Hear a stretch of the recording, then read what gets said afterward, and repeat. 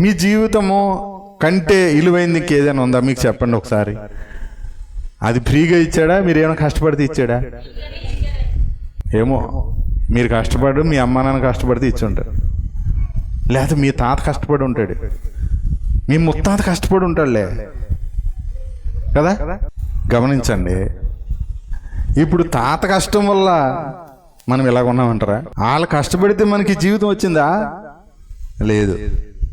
అందుకే లోకంలో జ్ఞానులు దేవుని ప్రేమను అర్థం చేసుకోలేదు, కానీ అమ్మా నాన్న ఆవేశం వల్ల నేను పుట్టాను అని కొన్ని పాటలు రాసుకున్నారు, కొన్ని కథలు రాసుకున్నారు, కొన్ని పురాణాలు రాసుకున్నారు, రకరకాల కథలు రాసుకున్నారు.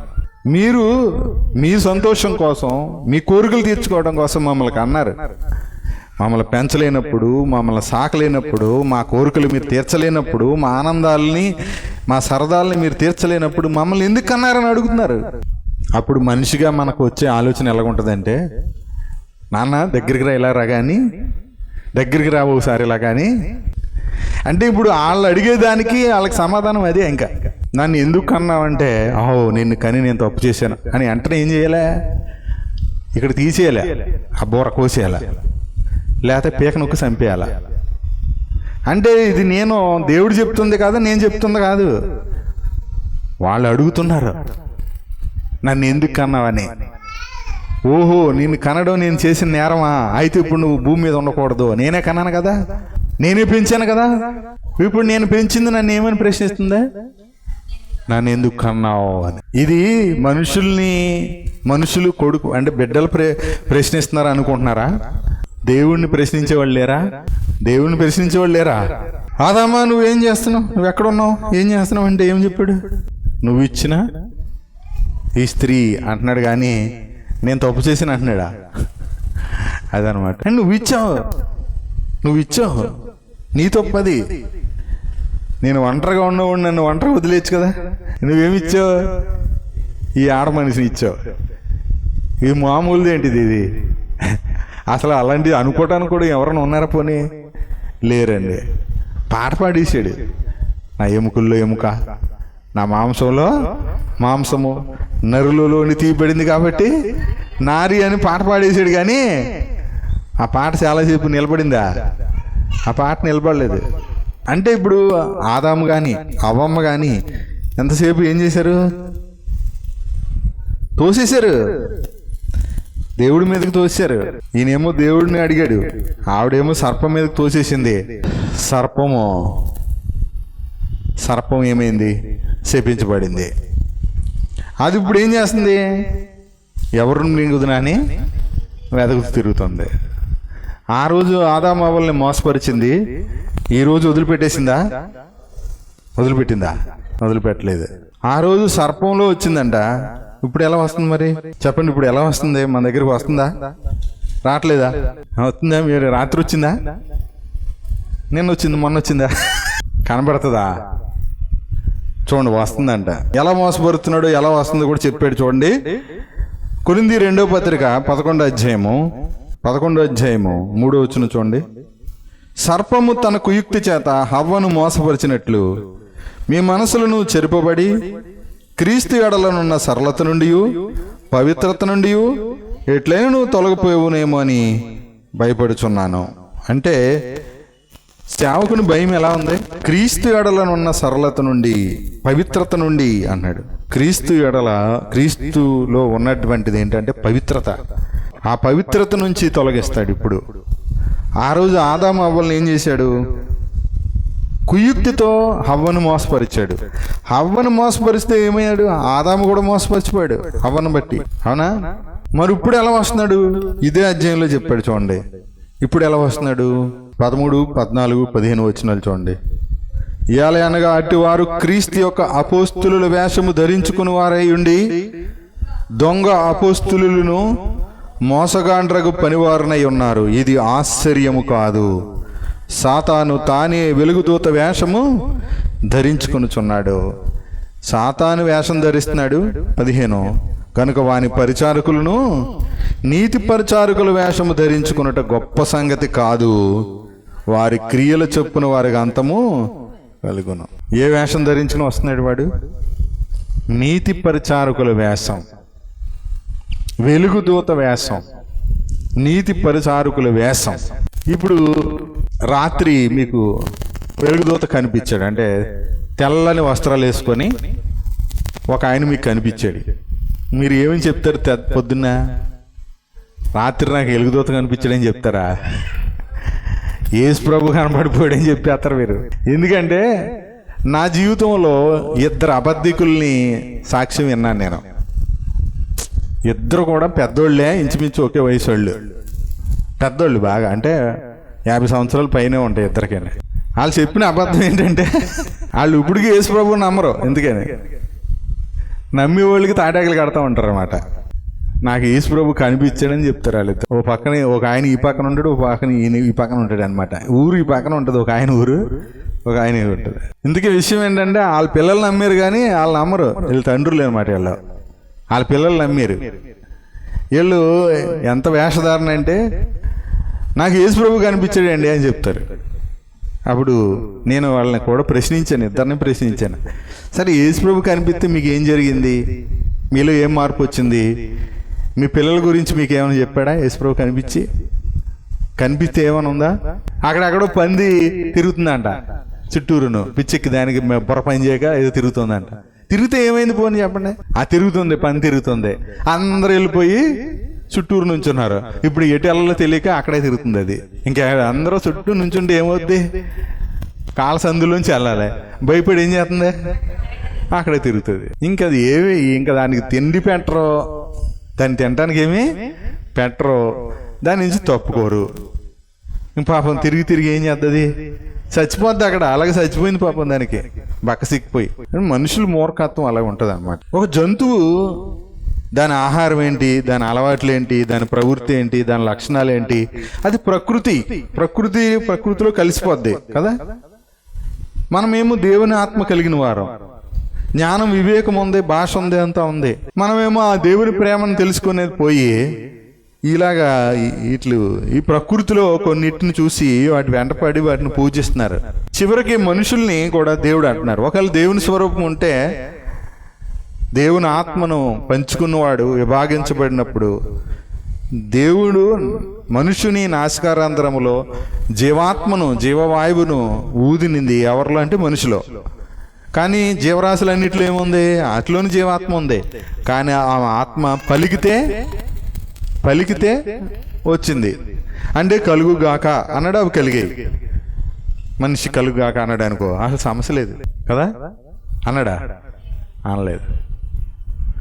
బొమ్మను చేశాడు, ఆదామును చేశాడు. ఆదాము యొక్క నాసికారంధ్రములో జీవాత్మను ఊదాడు, జీవాత్మను ప్రవేశపెట్టాడు. అందుకనే ఆదాము దేవునికి కుమారుడు అన్నాడు. ఏంటి? కుమారుడు. అయితే ఆ కుమారత్వం ఆదాము పోగొట్టుకున్నాడు కాబట్టి మరలా యేసుక్రీస్తునందు విశ్వాసం వల్ల మనల్ని ఏం చేస్తున్నాడు? కుమారులుగా చేస్తున్నాడు. దీని కారణం ప్రేమ తప్ప మనం కాదు. జగత్తుకు ముందే ప్రేమించాడు, ఇప్పుడు ప్రేమిస్తున్నాడు, ఇక ముందు కూడా ప్రేమిస్తూనే ఉంటాడు. కాబట్టి ఆయన మనల్ని కాపాడుతున్నాడు. మనం ఏం చేస్తున్నాం? ఆ రోజు ఆదాము అవ్వలో ఏదేని తోటలో అసలు ఆదాము అవ్వ అసలు దాన్ని అంటాం మనం. నాకు అప్పుడప్పుడు కోపం వచ్చినప్పుడు అవ్వ మీద కూడా కోపం వస్తుంది. ఆ పిచ్చది చేసింది ఈ పిచ్చదిలా తయారైందని. పోని ఏదో బలహీనరాలు, ఆ బలహీన ఘటం. ఆదాముకు బుద్ధి లేదా? అసలు అతను తెచ్చాడు ఈ తలపోటు అంతా నాకు అంటాం. మనం అయితే ఏం చేస్తాం? అంతకంటే బలహీనలు మనం. ఇంకా ఆదాము ఏమంటాడు? ఆదాము గురించి ఏం రాశాడంటే అసలు ఆదాము మోసపరచబడలేదని రాశాడు. మోసపరచబడింది ఎవరో? అవ్వమ్మ అపరాధంలో పడిపోయింది అన్నాడు. మనమైతే ఆదాములాగా కూడా పరిస్థితి ఏం లేదు. మీరు చిన్నగా ఒక 1000 రూపాయలు పడిపోతారు. మీరు ఒక చిన్న సూపుకి, కను సైగికి, ఒక అమ్మాయికి సైగ చేతి పడిపోతారు ఈ యవనస్తులు. ఒక చిన్న నవ్వు నవ్వితే పడిపోయింది. ఎక్కడ పడిపోయింది? ఏంటి? ఎక్కడ పడిపోయింది? ఏం పడిపోయింది? ఆడ హృదయం పడిపోయింది, ఆడ మనసు పడిపోయింది. ఇంకా ఇక ఆడి మనసు ఆళ్ళు ఉండదు. ఇంకప్పుడు తల్లి ప్రేమ, తండ్రి ప్రేమ, కుటుంబం విలువలు, మనం ఎక్కడున్నాం, మనం ఎవరం, మనం ఏంటి, మా అమ్మ ఏం చేస్తారు, మా నాన్నగారు ఏం చేస్తారు, వాళ్ళ గౌరవం ఏంటి, వాళ్ళ ప్రతిష్ట ఏంటి, వాళ్ళు ఏమైనా ఆలోచించుంటాయా? ఆలోచించి వదక సిద్ధమైన గొర్రెలాగా వెళ్ళిపోతాడు. అంటే ఈ వద వేసేయాలంతే, ఆడికి ఇంక బలైపోయేదాకా అంతే. కొంతమంది అలాగే వాళ్ళ జీవితాలను బలి చేసుకుంటున్నారు. అంటే ఇది అంతటికి ఏం చెప్తుందని తెలుసా? దేవుని ప్రేమ నుండి మనకి రక్షణ లేదు, దేవుని ప్రేమ మనల్ని కాపాడలేదు, దేవుని కృప మనకు సహాయం చేయలేదు. కాబట్టి నేనే చింతించి నేనే ఏదో ఒకటి సాధించాలనుకున్నప్పుడు అపవాదికి ఇచ్చేస్తున్నాం అనమాట ఆయుధం. మన జీవితాన్ని ఎవరి చేతిలో పెట్టేస్తున్నాం? అపవాదికి అవకాశం ఇచ్చేస్తున్నాం అన్నమాట. అపవాదికి చోటు ఇయ్యకుడి అన్నాడా? యాకోబు పత్రిక తీసి మనం ఆగుదాం. అక్కడ కృప ఎవరికి ఇవ్వబడుతుందో కూడా చెప్పాడు. మనం చాలా సార్లు చదువుకున్నాం. 4వ అధ్యాయము యాకోబు పత్రిక 6వ వచనం. ఆయన ఎక్కువ కృపనిచ్చును, అందుచేత దేవుడు ఇచ్చిన ఆత్మ అది మత్సరపడినందుగా అపేక్షించున లేఖనం చెప్పినది వ్యర్థము అని అనుకునిచున్నారా? అంటే వాక్యం చెప్తున్నది మీరు వ్యర్థం అనుకుంటున్నారా? లేఖనం చెప్పేది అది. కానీ ఆయన ఎక్కువ కృపనిస్తాడు, అందుచేత దేవుడు అహంకారులను ఎదిరించి దీనులకు కృప అనుగ్రహించును అని లేఖనం చెప్తుంది. లేఖనం చెప్తుందంటే క్రీస్తు చెప్తున్నాడు. కృప ఎవరికి ఇస్తాడో చెప్తున్నాడు. ఎక్కువ కృపనిస్తాడు, ఎక్కువ కృపనిస్తాడు, ఎక్కువ కృపనిస్తాడు, చాలినంత కృపనిస్తాడు. సమయోచితమైన సహాయము కొరకు అనుగ్రహించబడే కృప. తర్వాత ఏమన్నాడు చూడండి. కాబట్టి దేవునికి లోబడి ఉండుడి. దేవునికి లోబడితే ఏమవుద్ది? అపవాదిని ఎదిరించుడి, అప్పుడు వాడు మీ యొద్ద నుండి పారిపోవును. అంటే అపవాది పారిపోవడం అంటే ఇది ఎవరి చేతుల్లో ఉంది? అంటే దాని అపవాదిని అసలు అవకాశం ఇచ్చింది ఎవరు? మనమే. మరి పోగొట్టాల్సింది కూడా ఎవరు? మనమే. ఇప్పుడు మనమేమో ఆహ్వానించి, దేవుడా నువ్వు పోగొట్టే, నువ్వు తరిమే, యేసు రక్తం జయం, అపవాదికి లయం, దుష్టుడు నశించుగాక అంటే నశించిపోతాడంటారా? పిలిచింది ఎవరు? అవకాశం ఇచ్చింది ఎవరు? అంటే చింతిస్తే వచ్చేస్తాడా? రాడా? సర్వకృపానిధియగు దేవుడు. మళ్ళీ ఆ మాట చదవండి. పేతురు మొదటి పత్రిక 5:10. తన నిత్య మహిమకు పిలిచాడు. ఎక్కడ పిలిచాడు?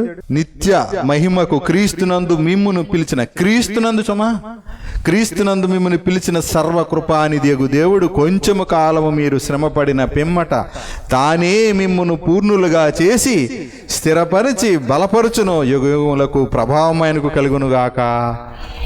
అది అండి. పిలిచిన వాడే స్థిరపరుస్తాడు, బలపరుస్తాడు, పూర్ణులుగా చేస్తాడు. కొంచెం కాలం ఓర్చుకో. ఎంతకాలం అన్నాడు? కొంచెం కాలం మీరు శ్రమ పడాలి. ఆ కొంచెం టైంలో అడిగి ఇచ్చేసామనుకో, అపవాది కూడా ఏమన్నాడు? సమయము కొంచెమే అని ఆడేం చేస్తాడు? వెతకుద్దు తిరుగుతున్నాడు. ఆడికి తెలుసు టైం కొంచెం అని. మనం ఏమనుకుంటామంటే ఎంతసేపు ఎంతకాలం మనం ఎదురు చూడాలి, మనం దేవుడి రాత్రి మార్చేచ్చు కదా ఇన్నే అనుకుంటాం. ఎప్పుడైనా మనకు ఎక్కువ కాలం బాధపడి దాని నుంచి విడుదల పొందితేనే ఎక్కువ కృతజ్ఞత కలిగి ఉంటాం. క్షణం బాధ కలిగింది, తగ్గిపోయింది, పోయింది ఉన్న బాధ. క్షణం అలా బాధ కలిగిపోయింది. మనం కూడా అంతే తొందరగా ఆ బాధను ఏం చేస్తాం? మర్చిపోతాం. అందుకని దేవుడు ప్రేమిస్తున్నాడు అంటే శిక్షిస్తున్నాడు. ప్రేమించే వారినే శిక్షిస్తున్నాడు. ఎందుకంటే తన పరిశుద్ధతలో పాలు పొందాలని, తన మహిమలో మనము ఎప్పుడు స్థిరంగా ఉండాలని, విశ్వాసమందు స్థిరులుగా ఉండాలని, అటు ఇటు గాలి కొట్టుపోయే పొట్టులాగా, ఎగిరిపడే సముద్ర తరంగంలాగా, అవమానమని నురుగు కక్కేటువంటి కెరటాల్లాగా మనం ఉండకూడదని, 2 సార్లు చచ్చిపోయి వేళ్లతో పెళ్ళగింపబడిన ఆ చెట్టులాగా మనం ఉండకూడదని, మనము విశ్వాసమందు స్థిరులై అపవాదిని ఎదిరించి బలంగా నిలబడాలని ఆయన ఏం చేస్తున్నాడు? మన గురించి చింతిస్తున్నాడు, ఆలోచన చేస్తున్నాడు, లక్ష్యం చేస్తున్నాడు. కాబట్టి ఇక్కడ ఏమంటున్నాడు మళ్ళీ యాకోబు పత్రికలో? కాబట్టి 7వ వచనం, దేవునికి లోబడి ఉండుడి, అపవాదిని ఎదిరించుడి, అప్పుడు వాడు మీ యొద్ద నుండి. అపవాదిని ఎదిరించడం అంటే ఏంటి చెప్పండి ఒక మాట. దేవునికి లోబడితే అపవాదిని ఎదిరించినట్టు. దేవునికి లోబడటం అంటే చింతించటమా? చింత ఆయన మీద వేయటమా? ఆయన మీద వేసాక మళ్ళీ మనం చింతిస్తున్నామంటే ఆయన మీద వేసినట్టా వేయనట్టా? అందుకని ఇప్పుడు సరే, నేను మళ్ళీ ఒక రికార్డు అడుగుతాను, చెప్పండి. మీరు ఎంతకాలం చిందించి ఎంత సాధించారు? ఒకటి అన్న చెప్పండి నాకు. నేనండి 10 సంవత్సరాలు చింతించాను మా అబ్బాయి కోసం, ఉద్యోగం వచ్చింది. మీరు చింతించడం వలన మీ ఎంటుకలు నలుపు తెలిపోతాయా, తెలుపు నలిపోతాయా? మీరు చింతించడం వలన మీ ఎత్తు మోరడు పెరుగుతారా? ఎత్తు పెరుగుతారేమో చూడండి. పోనీ తగ్గుతారంటారా? తగ్గరు. ఎత్తు తగ్గరేమో కానీ సిక్కిపోతారు అంతే, బక్క సిక్కిపోతారు, రోగులు అయిపోతారు అంతే కదా. ఆలోచించేయండి. ఇక్కడ ఏం చెప్తున్నాడంటే 8వ వచనం, దేవుని యొద్దకు రండి, అప్పుడు ఆయన మీ యొద్దకు వచ్చును. పాపులారా మీ చేతులను శుభ్రం చేసుకొనుడి, ద్విమనస్కులారా మీ హృదయములను పరిశుద్ధపరచుకొనుడి. అంటే ఏంటి? హృదయాలను పరిశుద్ధపరచుకోండి. ద్విమనస్కులు అంటే ఏంటి? ఎవరు చెప్పండి? 2 మనసులు కలిగిన వాళ్ళు. 2 మనసులు ఉండాలా, ఏక మనసు ఉండాలా? ఆ మనసు క్రీస్తు మనసు. ఏక మనసు ఏ మనసు? 100 మంది ఉన్నా క్రీస్తు మనసే కలిగి ఉండాలి, ఒకటే మనసు అందరికీ. 1000 మంది ఉన్నా క్రీస్తు మనసు, ఒకటే మనసు. కొరింథీ పత్రికలు అంటాడు మనమైతే క్రీస్తు మనసు కలిగిన వారం అంటాడు. ఫిలిప్పీ పత్రికలు అంటాడు క్రీస్తు యేసుకు కలిగిన ఈ మనసు మీరును కలిగి ఉండండి. అవునా? ఆయన దేవునితో సమానంగా విడిచిపెట్టకూడని భాగ్యమని ఎంచుకోలేదు, కానీ మనుషుని పోలికగా పుట్టాడు, దాసుని స్వరూపం ధరించుకున్నాడు, తన తానే రిక్తుడిగా చేసుకున్నాడు, మరణము పొందినంతగా, అనగా ఎలాంటి మరణం అది? సిలువ మరణము పొందినంతగా తను తానే అర్పించుకున్నాడు. ప్రేమించి, అదంతా ఏంటి? ప్రేమే. చూడండి, చదువుకుని మనం వెళ్దాం. హృదయములను పరిశుద్ధపరచుకోండి, వ్యాకులపడుడి, దుఃఖపడుడి, ఏడువుడి, మీ నవ్వు దుఃఖమునకును మీ ఆనందము చింతకును మార్చుకునడి, ప్రభు దృష్టికి మిమ్మల్ని మీరు తగ్గించుకునడి, అప్పుడు ఆయన మిమ్మును హెచ్చించును. ఈ మాట చెప్తున్న సలహా ఎవరికి చెప్పాడు తెలుసా? పాపులకు చెప్పాడు అనమాట. 8వ వచనం చూడండి, దేవుని యొద్దకు రండి, అప్పుడు ఆయన మీ యొద్దకు వచ్చును. పాపులారా మీ చేతులను శుభ్రం చేసుకోండి, ద్విమనస్కులారా మీ హృదయాలను పరిశుద్ధపరచుకోండి.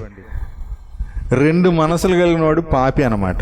సంఘంలో ఉన్న వాళ్ళని పాపి అనడు దేవుడు, పరిశుద్ధులు అన్నాడు. అవునా? అంటే ఇప్పటికీ పరిశుద్ధులు 2 మనసులు కలిగి ఉండొచ్చా? ఉండకూడదు. ఉంటే ఎవరు వస్తారు? అందుకని ఎక్కువ కృపనిచ్చేవాడు. కృప ఎవరికి ఉందంటే విశ్వాస కృప ఉంది. అందుకని ఇప్పుడు అపోస్తుల కార్యాలు మనం చదువుదాం. పోయిన వారం తెలుసుకున్నాం. దేవుని కృప అందరి యందు అధికంగా ఉన్నప్పుడు ఏం చేశారు? వాళ్ళు దాచుకున్నారా? అమ్మి పంచిపెట్టారా?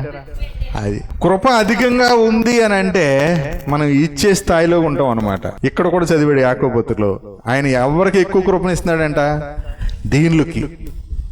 దీనులు అంటే ఎవరు? దేవునికి లోబడేవారు. మనసులో పెట్టుకోండి, ప్రభువుని స్తుతించండి. యోహాను సువార్తలో ఈ మాట మీరు చదవాలి. 14వ అధ్యాయము యేసు ప్రభు చెప్తున్నాడు. 19 నుంచి చదువుకోండి.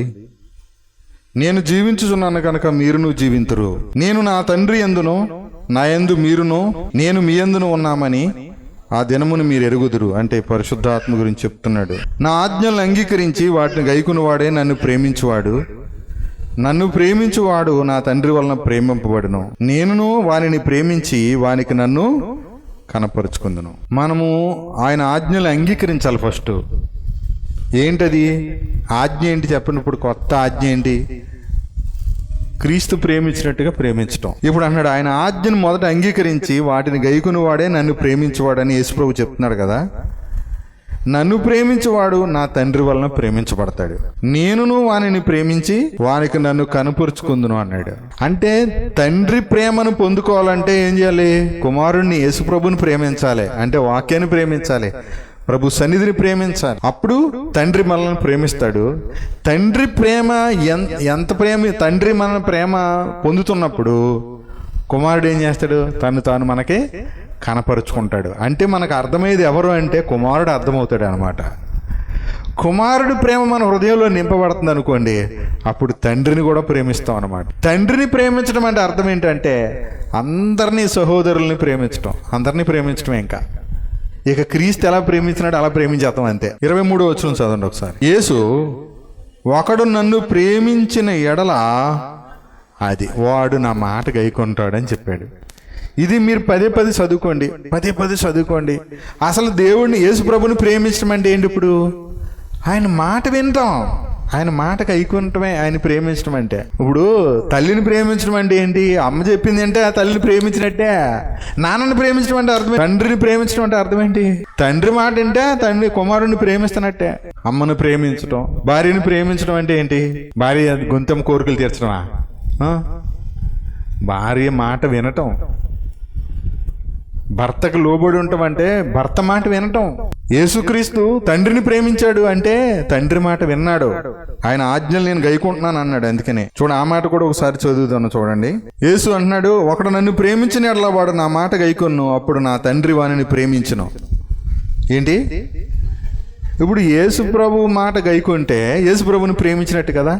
అప్పుడు తండ్రి ఏం చేస్తున్నాడు? మనల్ని ప్రేమించేస్తున్నాడు. అప్పుడు ఏం జరుగుతుంది? మేము వాని యొద్దకు వచ్చి వాని యొద్ద నివాసంగా చేస్తాం. అంటే ఇప్పుడు యేసు ప్రభు తండ్రి కూడా మనలో ఏం చేస్తారు? నివాసం చేస్తారు.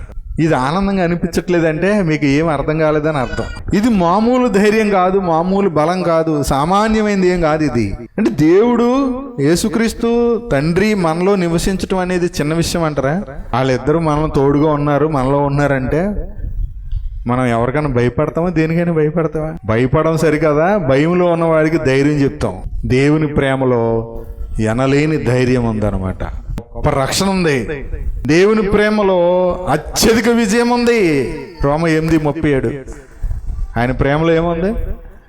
అత్యధిక విజయం ఉంది. ఇదేని మీద అయినా విజయం ఆయన ప్రేమలోనే ఉంది. అందుకని మీ పిల్లలను, మన పిల్లలను మనకంటే ఎక్కువ ఆయన ప్రేమిస్తున్నాడు అని మనం ఆయన ప్రేమను బట్టే మన బిడ్డలకు విజయం, ఆయన ప్రేమను బట్టే మన విజయం, ఆయన ప్రేమను బట్టే మనకు అన్నిటిలో అత్యధిక, అన్నిటిలో రోమ 8:30 అన్నిటిలో, కొన్నిటిలో కాదు, అన్నిటిలో అత్యధిక విజయం, గ్రేట్ విక్టరీ. ఇక దాని మించిన విజయం అంటూ ఏముండదు అనమాట. అందుకని చెప్తున్నాడు, ఒకడు నన్ను ప్రేమిస్తే వాడు నా మాట గైకొన్ను, అప్పుడు నా తండ్రి వారిని ప్రేమించును, మేము వాని యొద్దకు వచ్చి వాని యొద్ద నివాసం చేయము. చూడండి 24లో ఒక హెచ్చరిక చెప్తున్నాడు, నన్ను ప్రేమింపని వాడు నా మాట గైకొనడు. మీరు వినుచున్న మాట నా మాట కాదు, నన్ను పంపిన తండ్రిదే. ఇప్పుడు యేసు ప్రభువుని ప్రేమించినవాడు ప్రేమించట్లేదు అంటే అర్థం ఏంటి? ఇప్పుడు చెప్తున్నాను, ఇప్పుడు మళ్ళీ చెప్తున్నాను, తండ్రి మనల్ని ఇలా ప్రేమించాడు కదా. ఇంకా అంటాడు, తండ్రి మనల్ని ఇలాగ ప్రేమింపక మనం ఒకరినొక ప్రేమింపబద్ధులమై ఉన్నాము. ఎలా ప్రేమించాడు? కనుక ఈరోజు దేవుని సన్నిధి మరిచి విడిచిపోయిన, దూరం అయిపోతున్న వాళ్ళు ఆయన మాట గైకొనట్లేదు, ఆయన మాట వినట్లేదు, ఆయన మాటకు లోబట్టలేదు. నేను వారం వారం చెప్తున్నాను, మళ్ళీ నేను ప్రేమించి చెప్తున్నాను, దేవుని ప్రేమను మళ్ళీ ఇంకోసారి గుర్తు చేస్తున్నాను. ఆయన ప్రేమను మీరు లోపు చేస్తే నష్టపోయేది మీరే. మీరు ఆయన మొదట ప్రేమిస్తున్నారంటే అర్థం ఏంటో తెలుసా? ఆయన మిమ్మల్ని ప్రేమించాడు కాబట్టి మీరు ప్రేమిస్తున్నారు.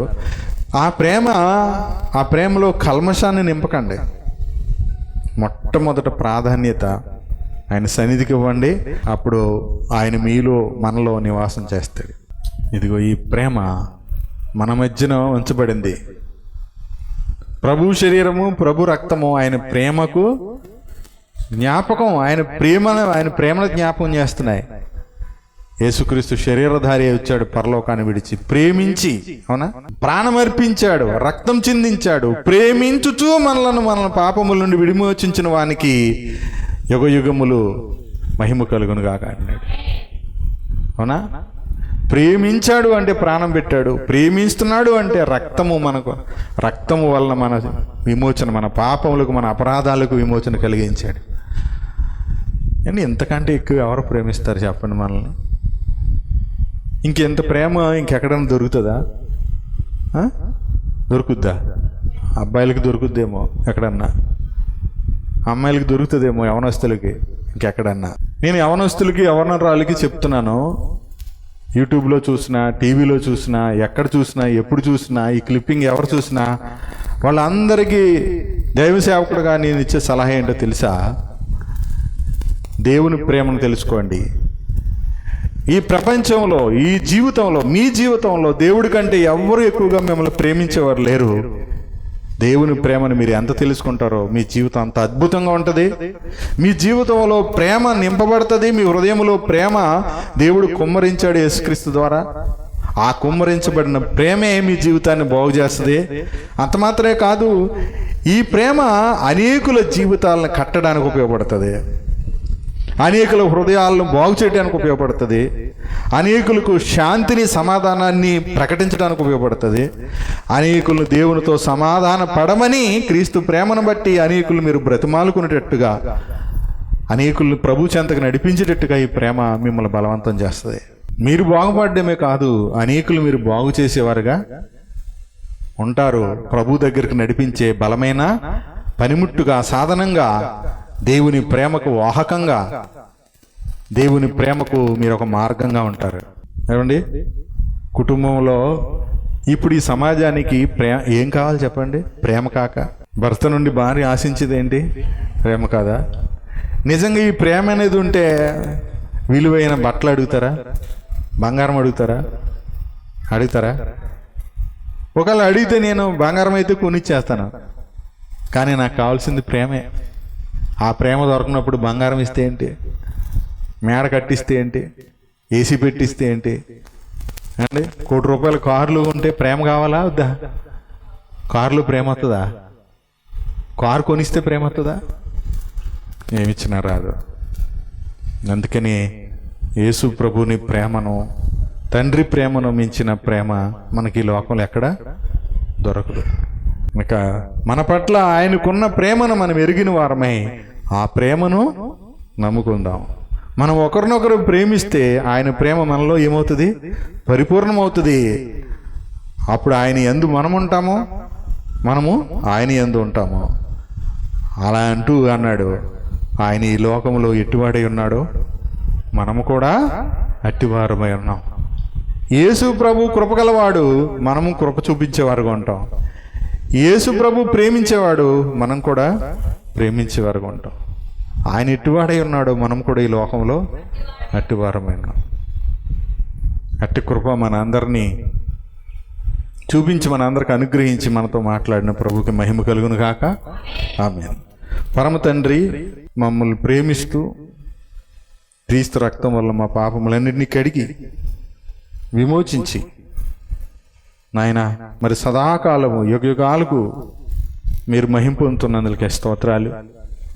మమ్మల్ని ప్రేమించి మేము మా జీవితాలు పరిమళ వాసనగా ఉండాలని మా కొరకు తను తాను అప్పగించుకున్న క్రీస్తు కృపను బట్టి మీకు స్తోత్రాలు. తండ్రి, మీ ప్రేమను మేము కొలవలేము. అది ఆకాశం కంటే ఎత్తైనది, సముద్రం కంటే లోతైనది, తూర్పుకు పడమట కంటే దూరమైనది. ఆ ఎత్తు కానీ, వెడల్పు కానీ, పొడవు కానీ, లోతు కానీ మేము ఎన్నటికీ గ్రహించలేనంత గొప్పది. అంత ప్రేమతో మమ్మల్ని ప్రేమిస్తున్నారు తండ్రి. మాకు శ్రమలు కలిగినప్పుడు, మాకు శోధన కలిగినప్పుడు తండ్రి మీ ప్రేమే మమ్మల్ని ఆదరించేదని తెలియజేశారు. మీరు మమ్మల్ని చింతిస్తున్నారు, మా విషయం లక్ష్యం చేస్తున్నారు.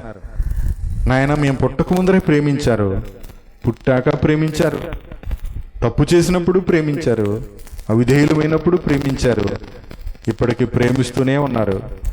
ఇంకెప్పటికీ మీరు మమ్మల్ని విడివక ప్రేమించే దేవుడే అన్నారు. మీకు స్తోత్రాలు, స్తుతులు చెల్లించుకుంటూ పరమ తండ్రిగా, ప్రేమ స్వరూపిగా నాయన మరి మీ ప్రేమను వెల్లడి చేస్తూ, మీ ప్రేమ అయిన యేసుక్రీస్తుని గురించి విని ఆయనను ప్రేమించినప్పుడు మీరు మమ్మల్ని ప్రేమిస్తారని, మీరు మాలో వచ్చి నివాసం చేస్తారని మీరు ఇచ్చినటువంటి వాగ్దానాన్ని బట్టి స్తోత్రాలు చెల్లించుకుంటున్నాం. జీవితాన్ని ప్రేమించేటువంటి ప్రియులుగా, మీ ప్రియులుగా, మంచి దినములు చూసేటువంటి ప్రియులుగా మమ్మల్ని చేస్తున్నందుకై స్తోత్రాలు. మీ ప్రేమను మరొకసారి మా ఎదుట వెల్లడి చేసి మాకు ప్రకటించినందుకై స్తోత్రాలు. మీరు అనుగ్రహించిన వర్తమానం బట్టి కృతజ్ఞతాస్తులు చెల్లించుకుంటూ, క్రీస్తునందు మీరు ప్రేమించిన ప్రేమాంతటిని బట్టి యేసుక్రీస్తు నామమున కృతజ్ఞతాస్తులు చెల్లించి ఆరాధిస్తున్నాం తండ్రి. ఆమేన్. వందనాలందరికీ.